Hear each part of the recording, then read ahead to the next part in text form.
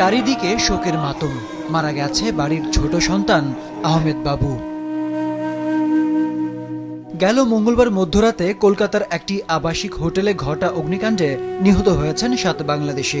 তাদেরই মধ্যে একজন সাভারের আমিনবাজার ইউনিয়নের বেগুনবাড়ির ব্যবসায়ী আহমেদ বাবু। নির্বাক বাবুর 2 শিশু সন্তান, দিশেহারা পুরো পরিবার।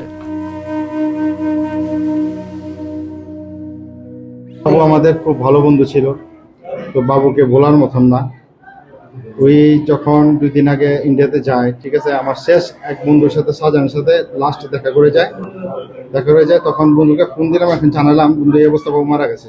তারপর কালকে 11টা সাড়ে 11টার মতো সবার সাথে হয়তো যোগাযোগ ছিল, তারপর আর কেউ যোগাযোগ মানে ছবি দেওয়ার পর আত্মীয় স্বজন প্লাস বন্ধু বান্ধব প্লাস আমরা শনাক্ত করতে সমর্থ হয়েছি। সঠিক প্যাড আর সঠিক তথ্য দিয়ে এসু সামলে নিব এক হয়ে। Mona Lisa sanitary napkin. বেঙ্গালুরে চিকিৎসা শেষে বুধবার দেশে ফেরার কথা ছিল সাতক্ষীরার কালীগঞ্জের আলিমুজ্জামান সাজুর।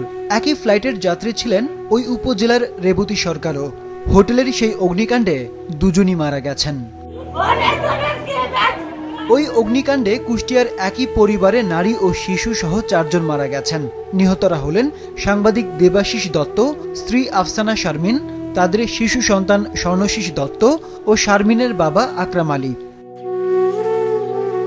নিহতদের মরদেহ দ্রুত দেশে ফিরিয়ে আনার প্রক্রিয়া চলছে, জানিয়েছে স্থানীয় প্রশাসন। আরিফুদ্দিন নবীন, মাছরাঙা, নিউজ ডেস্ক।